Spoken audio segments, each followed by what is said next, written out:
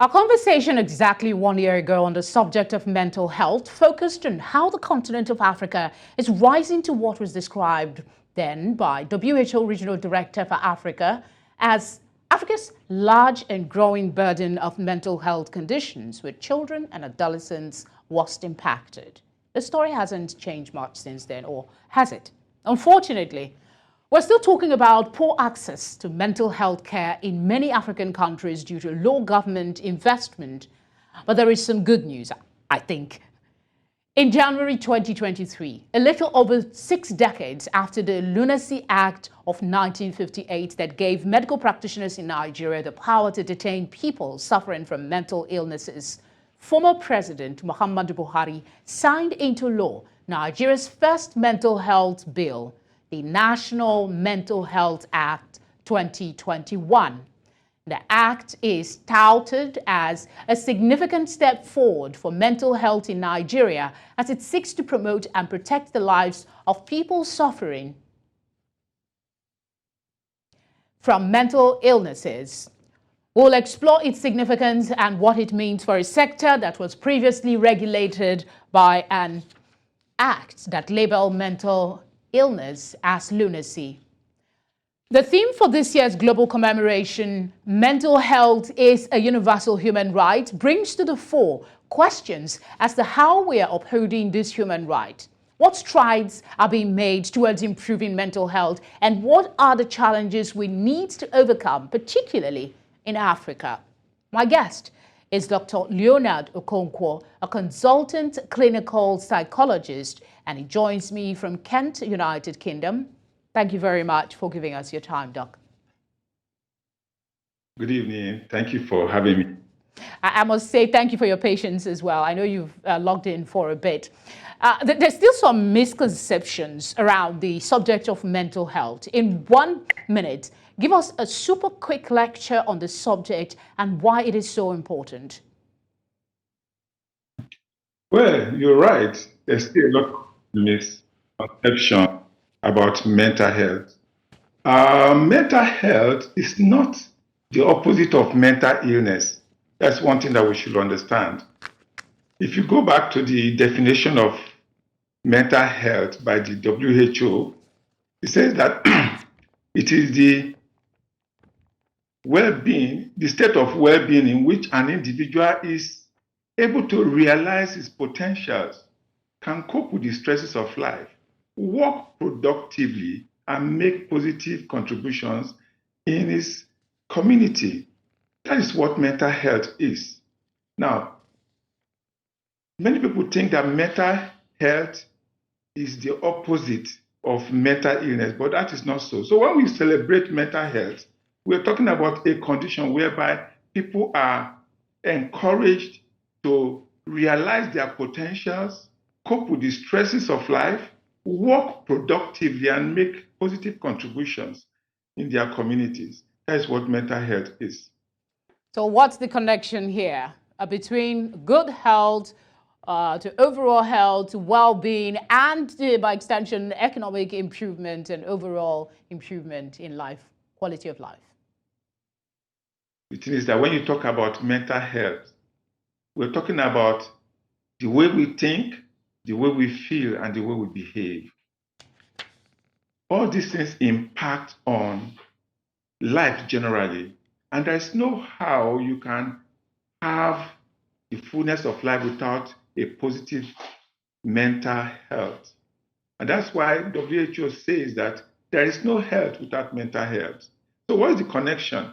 If someone is mentally ill, definitely he cannot function very well, he cannot think properly. Anything that affects our ability to think properly and affects the way we feel and our behavior and also our interaction with other people, that is of concern.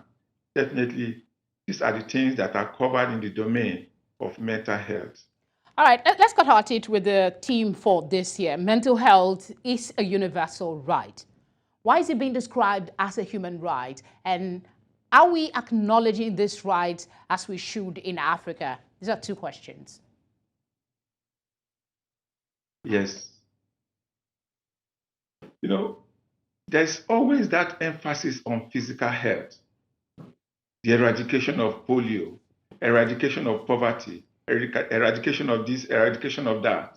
But then we forget that the people that drive these things have also to maintain a positive or a good mental health or a good state of mental health. So it is the right of everyone to be able to, to realize its potentials, to work productively, and to make positive contributions and deal with the stresses of life. And that is why it is the right of everyone. When you look at the articles of human rights, 30 of them, they all talk about mental health also one way or the other. Because without mental health, you can't have this. And that's why it is the right of every individual to have proper mental health. And that's why this year, the theme is, it is a right, a human right for everyone, a universal human right. Everyone is entitled to mental health. All right. Everyone is entitled to being able to achieve his full potentials, to work productively, and to contribute his own quota, in his community.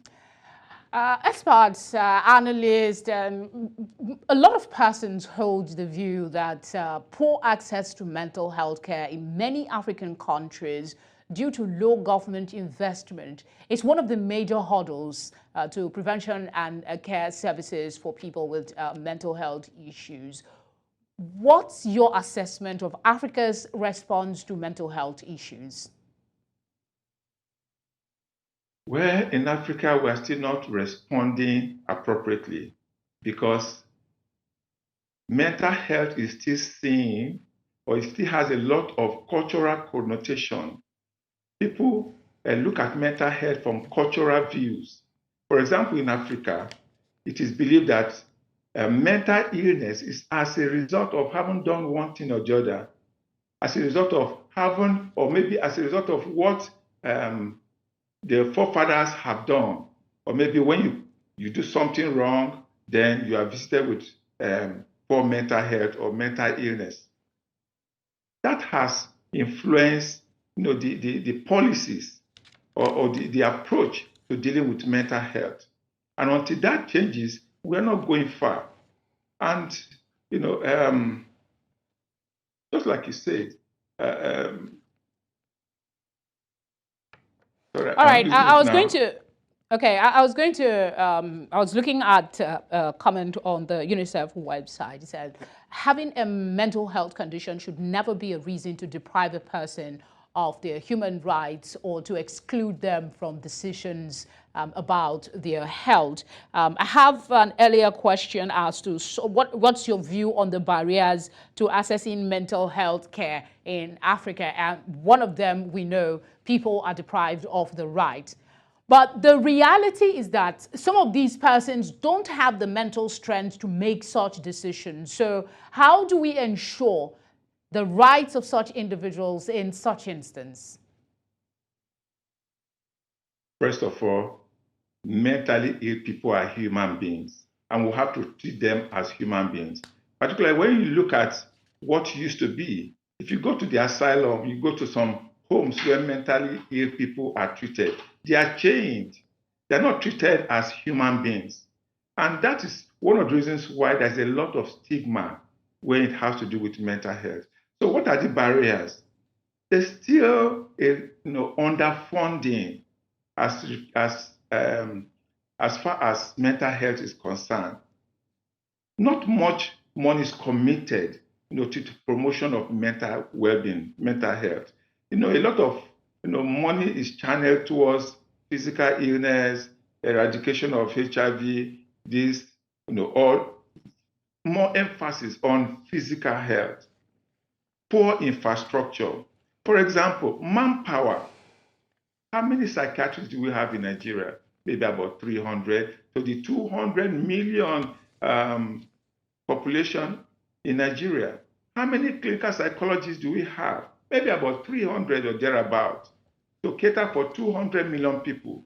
These are challenges that have to be dealt with for us to achieve better state of mental health in Nigeria.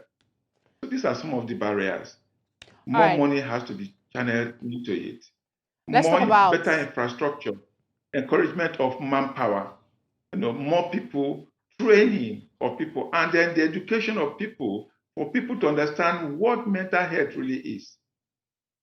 Many people are yet to really understand what mental health is.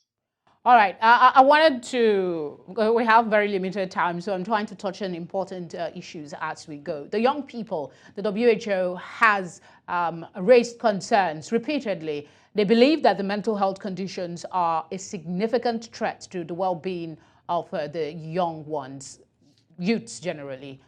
Why do you think this is so? Is it being addressed in any way to your knowledge? Mental illness is crippling, and that's why mental health should be a top priority. For example, if you know how much if you know how much is lost, people being incapacitated because of mental illness, then you understand why it's an issue and dealing with the young people. For example, if you understand what happens when one is depressed. A depressed person cannot work effectively. When people are mentally challenged, or when people are mentally ill, they are not able to function effectively. And so it affects the economy. That's why it has to be a priority that mental health issues should be a priority to any government. All right. Statistics suggest that.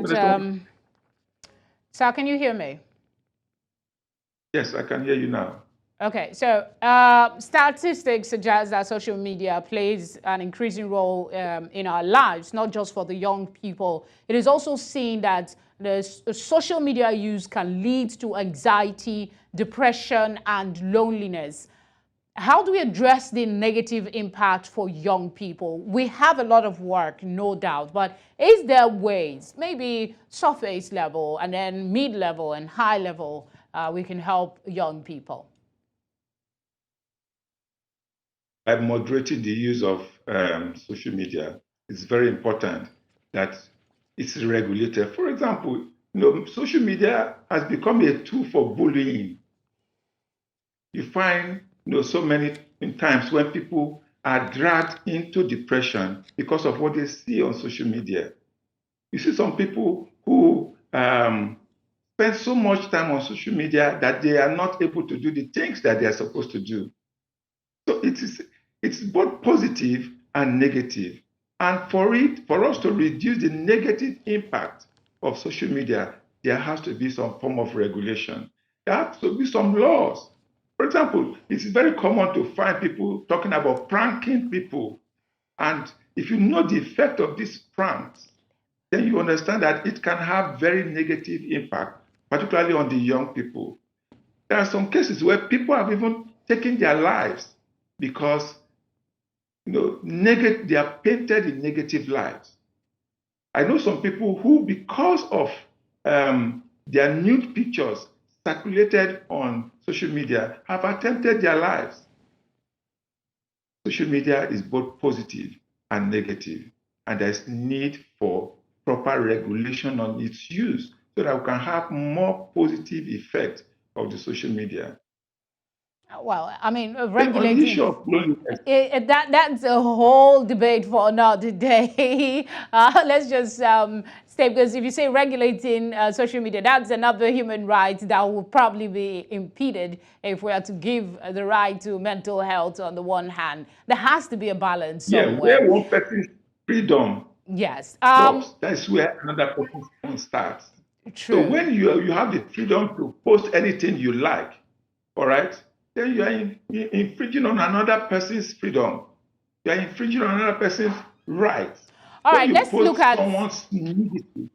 All right, in the interest of time, I want to take your thoughts on this. I'm not sure you're aware of it. The World Health Organization and the Office of the High Commissioner on Human Rights ahead of today jointly launched a new guidance titled Mental Health, Human Rights and Legislation, Guidance and Practice to support countries to reform legislation in order to end human rights abuses and increase access to quality mental health care.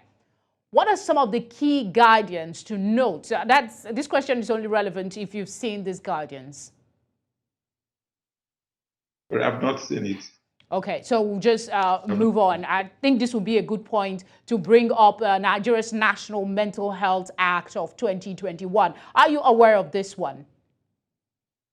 Yes, yes. Okay, so it was said the act is touted as a significant step forward for Nigeria's mental health efforts. What are some of the key changes to note? We know that in 1958, it was seen as the Lunacy Act. In this 2021, it's been changed. There's worry about implementation as well. It's been 8 months. What are some of the key guidance to note? Well, at least one major thing that comes out is that, at least in this act, the mentally ill is seen as a human being who has rights. Under the Lunacy Act, or the mentally ill, okay, has no rights. In fact, he can be admitted or treated without his consent. He can be locked up anywhere in the name of his mentally ill. But not all mental illness is psychotic. There are people who are psychotic. There are people who are neurotic. There are people who have different types of mental illness. Therefore, we cannot say that because someone is mentally ill, he should be locked up against his will. That is one thing that this act addresses.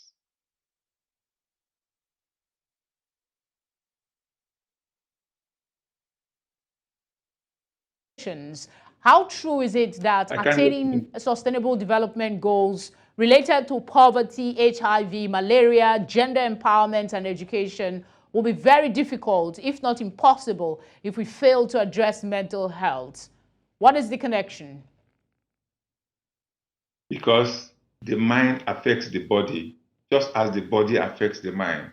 Take, for example, an individual who has a manic disorder. One of the symptoms of mania is very high libido and a tendency to be involved in risky sexual behavior. When one is involved in risky sexual behavior, what do you find? Then it becomes very susceptible to HIV. So you find that because you have not addressed mental health, you are also not addressing that HIV that you want to eradicate. So there's no how we can go far in the eradication of physical illness if we don't deal with mental illness. And that's why WHO says there is no health without mental health. It is very, very important because people themselves have to be healthy mentally to be able to be aware of what to do physically in order to maintain their physical health. So there is a connection. The body affects the mind just as the mind affects the body. I'm afraid we have to stop now. I have so much question, but we're out of time. The news is up in a bit. So I want to say thank you very much for speaking with us, Dr. Leonard Okonkwo. Thank you very much for having me.